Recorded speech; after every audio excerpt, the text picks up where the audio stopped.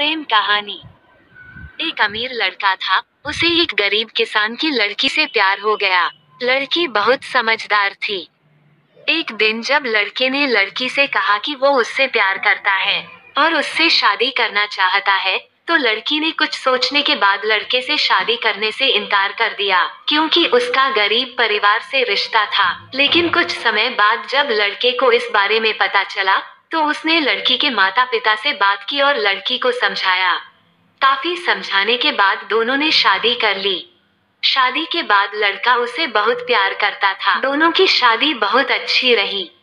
लेकिन कुछ महीनों के बाद लड़की को रोग हो गए, जिसके कारण वह अपनी खूबसूरती को खोने लगी। अब लड़की डरने लगी कि उसकी सुंदरता कम होने के कारण उसका पति उसे छोड़ न दे। लड़की उस रोग को ठीक करने के लिए हर संभव प्रयास कर रही थी। समय बीत रहा था और लड़की की सुंदरता धीरे धीरे लुढ़क रही थी। एक दिन लड़का एक शहर से दूसरे शहर गया। जब लड़का वहां से वापस आ रहा था, तो रास्ते में एक कार के साथ उसका एक्सीडेंट हो गया।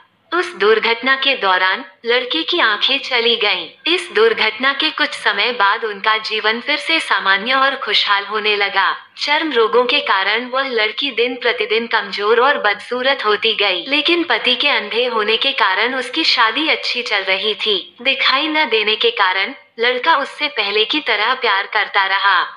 कुछ साल बाद बीमारी के कारण लड़की की मौत हो गई।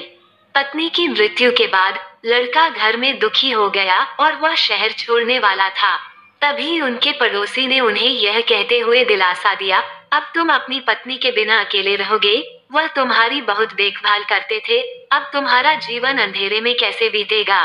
तब लड़के ने अपने पड़ोसी की ओर देखा और गहरी सांस लेते हुए कहा, मैं कभी अंधा नहीं था, लेकिन मैं अंधा होने का नाटक करता रहा, यह सोचकर कि मेरी पत्नी अपनी बीमारी और कुरूपता के कारण ऐसा महसूस नहीं करेगी कि मैं उससे प्यार नहीं करता।